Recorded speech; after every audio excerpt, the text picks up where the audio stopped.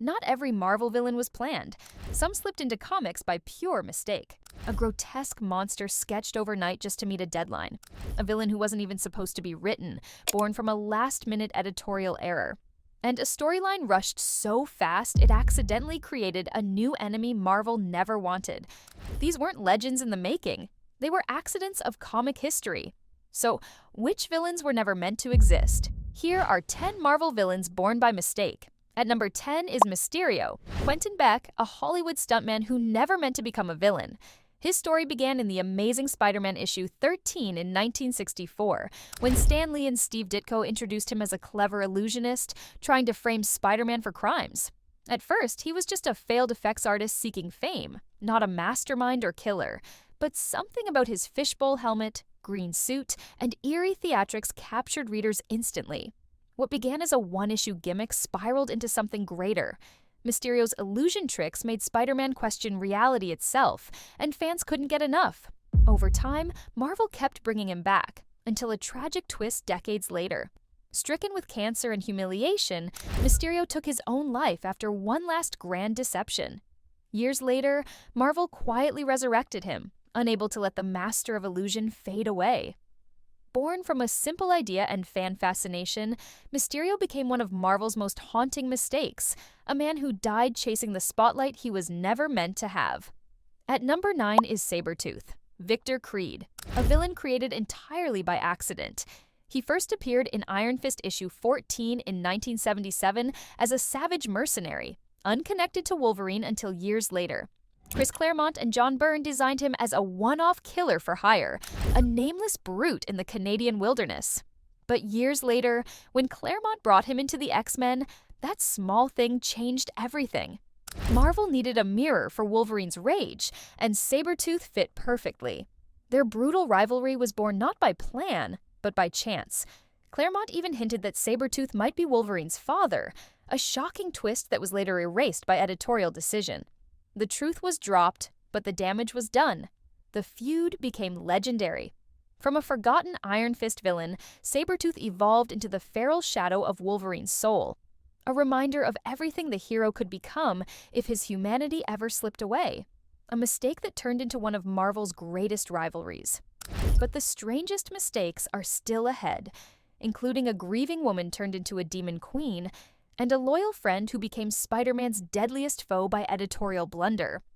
At number 8 is Karla Sofin, Moonstone, a villain born from a creative reshuffle. She first appeared as Dr. Karla Sofin in Captain America number 192 in 1975, written by Marv Wolfman and drawn by Frank Robbins. She was nothing more than a corrupt psychiatrist helping Dr. Faustus manipulate Captain America's mind.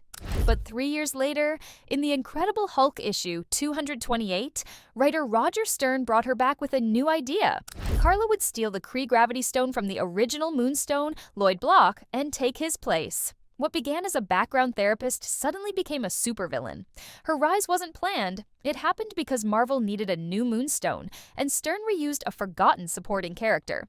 That one twist rewrote her destiny. Within years, she joined the Masters of Evil, fought the Avengers, and became a key member of the Thunderbolts. From a manipulative doctor in someone else's story, Karla Sofin transformed into one of Marvel's most cunning villains, a creation born entirely by accident, but one Marvel never reversed. At number 7 is Lady Deathstrike, Yuriko Oyama, a villain who was never meant to exist. She first appeared in Daredevil issue 197 in 1983 as a human woman, the daughter of Lord Darkwind, creator of the adamantium bonding process. In that story, Yuriko fought beside Daredevil to stop her father's crimes and even killed him herself. She had no powers, no armor, and no malice toward Wolverine.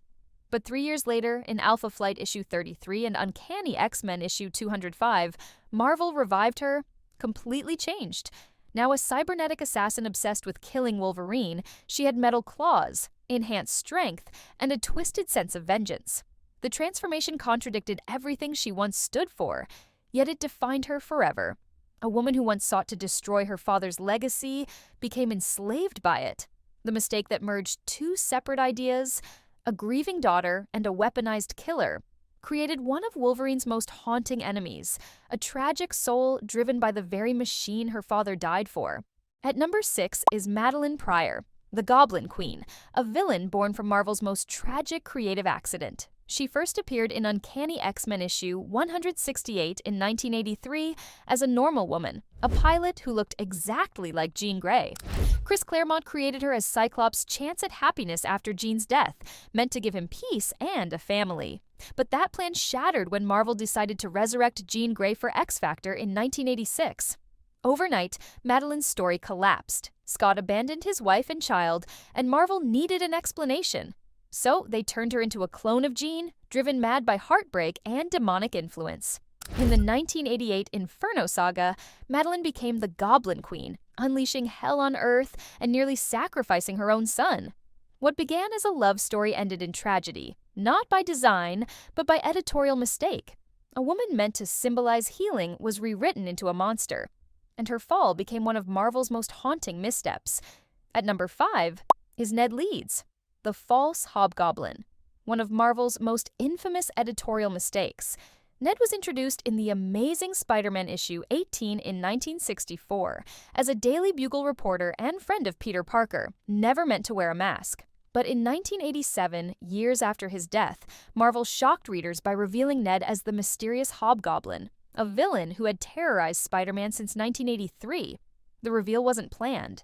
Miscommunication between editors and writers led to Ned being wrongly unmasked as the Hobgoblin after he'd already been killed. Fans were stunned. The mild-mannered reporter simply didn't fit the role. For years, the mistake haunted Spider-Man's continuity until 1997, when Hobgoblin Lives finally exposed the truth. Ned had been brainwashed, a pawn of the real villain, Roderick Kingsley. The retcon cleared Ned's name and restored order, but the damage was done. A loyal friend turned villain by error, then redeemed years later. His story remains one of Marvel's most tragic creative misfires. At number 4 is Apocalypse and Saba Noor, a villain born from pure accident.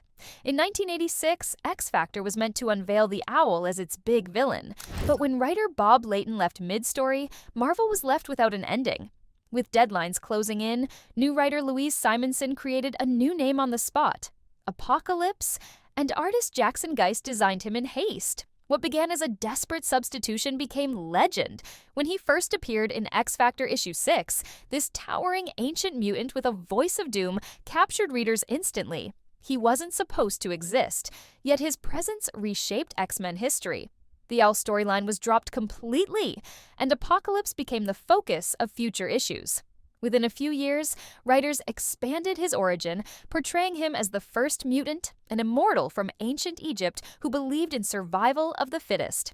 A rushed replacement for a minor villain was transformed into one of Marvel's most enduring enemies, reshaping the mythology of the X-Men and becoming central to decades of mutant stories. And the final villains reveal the wildest errors of all. A dream projection that became a mastermind, a mob boss who grew into Marvel's crime king, and a teacher who transformed into the architect of the Clone Saga. At number 3 is Mr. Sinister, Nathaniel Essex, a villain born from a creative misfire. He first appeared in Uncanny X-Men issue 221 in 1987 as the mysterious leader of the Marauders. Chris Claremont had originally envisioned Sinister as a psychic projection created by a disturbed orphan, a child at Cyclops' orphanage, who imagined an adult monster as his protector. But that idea was soon abandoned. Later, writers reinvented him entirely, revealing he was actually Nathaniel Essex, a 19th century geneticist transformed by Apocalypse into an immortal obsessed with mutant evolution. The transformation was drastic, turning a bizarre dream entity into a calculating scientist. From there, Sinister became the architect of the Summers bloodline, the manipulator behind Madeline Pryor's creation, and the orchestrator of mutant massacres and cloning programs. A character once meant as a child's hallucination was rewritten into one of the most feared geneticists in Marvel history. A villain who shaped the destiny of mutants from Victorian London to the modern X-Men age. At number 2 is Kingpin, Wilson Fisk, a villain born from a creative accident. He first appeared in the Amazing Spider-Man issue 50 in 1967 as a simple mob boss, a grounded gangster meant to add realism to Spider-Man's world.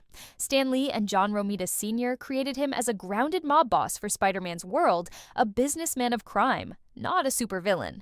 But years later, when Daredevil needed a true nemesis, Frank Miller reintroduced Fisk, and in doing so, created a legend.